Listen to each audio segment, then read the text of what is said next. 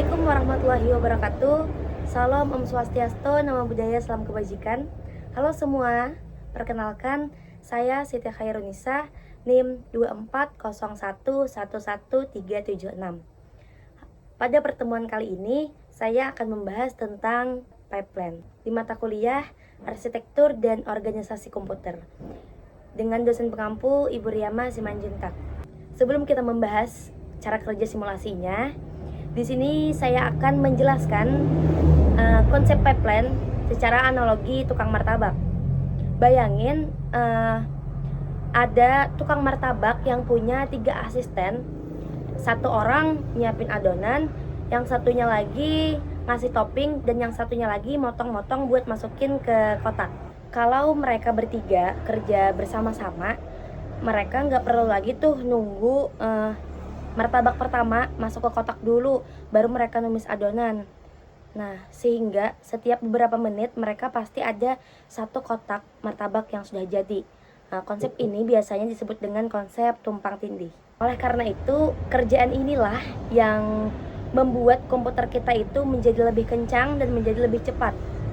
Karena pada hakikatnya, pipeline itu bukan berarti satu instruksi jadi lebih cepat selesai secara durasi, melainkan jumlah instruksi yang selesai dalam satu waktu jadi jauh lebih banyak karena semua komponen bekerja secara bersama-sama. Di video ini, saya akan mensimulasikan bagaimana instruksi-instruksi di CPU antri dan diproses lewat jalur pipeline ini. Jadi, ayo simak penjelasannya sekarang. Nah, jika kita sudah masuk ke aplikasi CPU-nya, tampilannya kan akan menjadi seperti ini. Lalu langsung saja kita klik compiler. Nah, terus di bagian yang berwarna kuning, kita klik dan kita ketik program spasi EX, E-nya besar ya, EX1, terus enter, for spasi N spasi sama dengan spasi 1 spasi 2 spasi 20. Nah, terus enter. Terus kita ketik lagi P spasi sama dengan P spasi plus spasi 1, enter lagi. Nah, setelah itu kita ketik next, enter, dan kita ketik N. Nah, jika kita sudah selesai ngetik yang ini tadi, kita lanjut ke bagian compile. Nah, di sini kita klik, terus kita compile lagi. Nah, kita lihat di sini dia sedang proses. Jika sudah selesai, lanjut ke bagian diklik load in memory. Nah di situ kan ada bacaannya kode successful. Berarti itu sudah berhasil. Lanjut. Setelah itu kita klik yang bagian show pipeline. Nah, terus muncul yang seperti ini. Kita pastikan di bagian no instruction pipeline-nya sudah dicentang. Nah, lanjut. Setelah itu kita pergi ke run. Nah, kita klik kan. Habis itu kita tunggu datanya jalan. Nah, kita masuk lagi nih ke bagian show pipeline. Nah, di sini kita bisa lihat prosesnya berjalan. Nah, kita tunggu prosesnya sampai selesai, sampai ada muncul yang berwarna pink. Nah, kita tunggu dulu ya.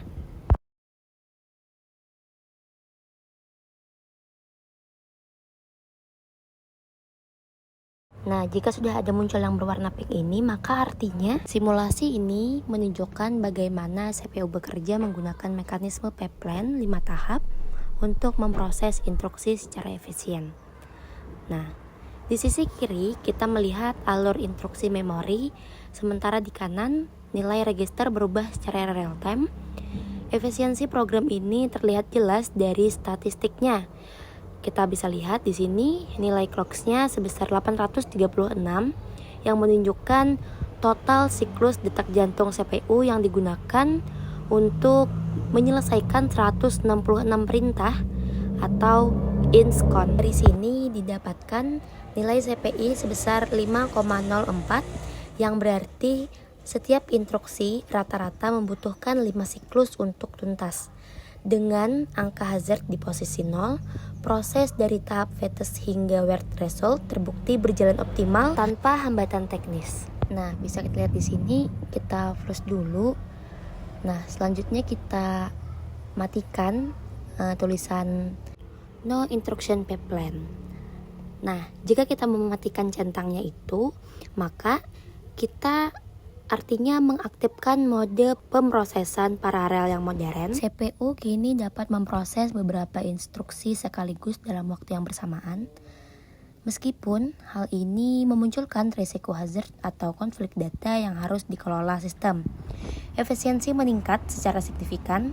Hasilnya, nilai CPI akan turun mendekati angka 1 dan waktu eksekusi total menjadi jauh lebih cepat karena tidak ada waktu yang terbuang untuk menunggu satu instruksi selesai sepenuhnya. Setelah itu kita klik yang bagian reset program. Nah, kita klik di sini.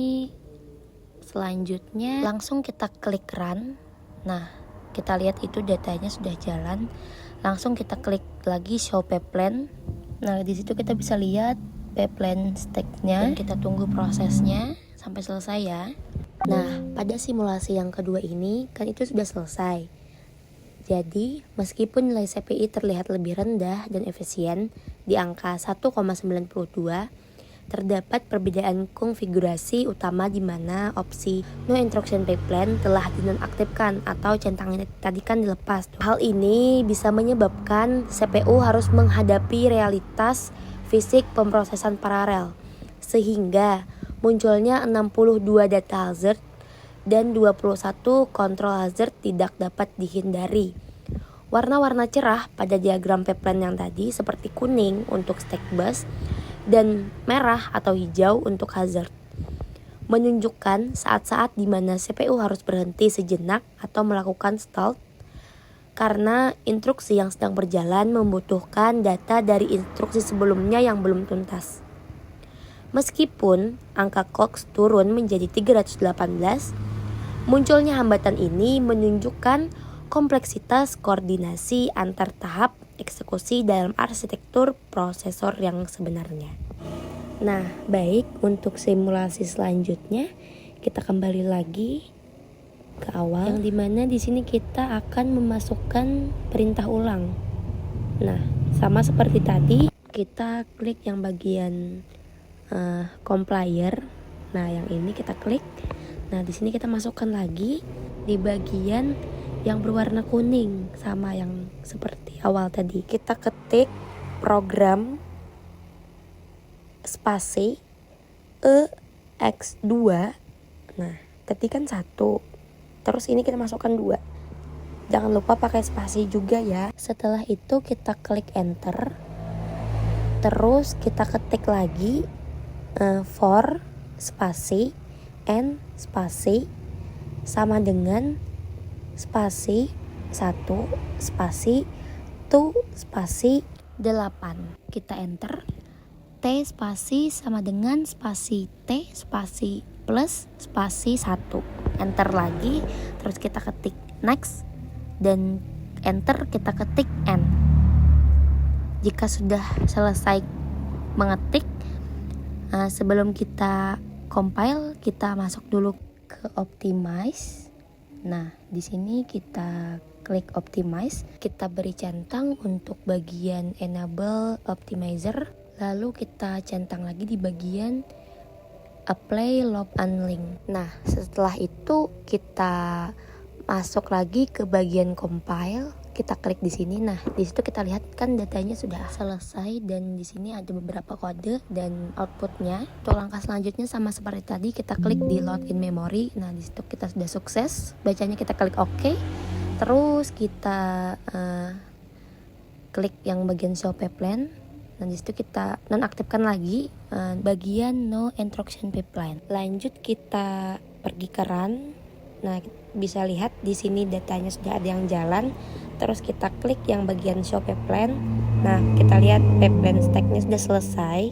Yang artinya pada simulasi ini kita melihat kinerja CPU yang jauh lebih dinamis karena fitur no instruction pipeline tidak diaktifkan, sehingga sistem menjalankan pemrosesan paralel secara penuh meskipun nilai CPI sangat efisien di angka 1,7 dengan total clocks hanya 75 untuk 44 instruksi. Munculnya hambatan teknis atau hazard menjadi tidak terhindarkan. Pada diagram pipeline terlihat banyak blok yang berwarna merah yang menandakan adanya 24 data hazard yang dimana instruksi harus tertunda karena menunggu hasil data dari perintah sebelumnya. Selain itu, munculnya warna kuning atau stack base menunjukkan adanya antrian atau stall dalam alur kerja. Visualisasi ini memberikan gambaran realistis meskipun penggunaan pipeline mempercepat waktu eksekusi secara keseluruhan. Sistem harus bekerja keras mengelola konflik data agar hasil perhitungan tetap akurat. Jadi, sebagai penutup, rangkaian simulasi ini memberikan kita perspektif yang jelas mengenai evolusi performa dalam arsitektur komputer. Kita telah melihat bagaimana CPI turun drastis dari 5,04 menjadi 1,7. Sebuah lompatan efisiensi yang membuktikan bahwa bekerja bersamaan jauh lebih unggul daripada antri satu persatu. Memang kemunculan blok merah dan kuning, sang data dan kontrol hasil tampak seperti sebuah gangguan teknis. Namun pada kenyataannya itulah harga yang harus dibayar untuk sebuah kecepatan. Munculnya hambatan ini bukanlah tanda kegagalan sistem, melainkan bukti betapa dinamisnya koordinasi yang terjadi di dalam prosesor modern kita. Meskipun sistem harus bekerja ekstra keras mengelola konflik data dan melakukan stall sejenak, hasil akhirnya tetaplah sebuah kemenangan besar bagi performa. Pipeline mengubah CPU kita dari sekedar mesin hitung yang kaku menjadi konduktor orkestra yang mampu memimpin puluhan instruksi sekaligus menuju satu tujuan, eksekusi yang lebih cepat, cerdas, dan efisien. Semoga informasi ini bermanfaat bagi pemahaman kita mengenai arsitektur CPU. Sampai jumpa di kesempatan berikutnya. Terima kasih dan sampai jumpa.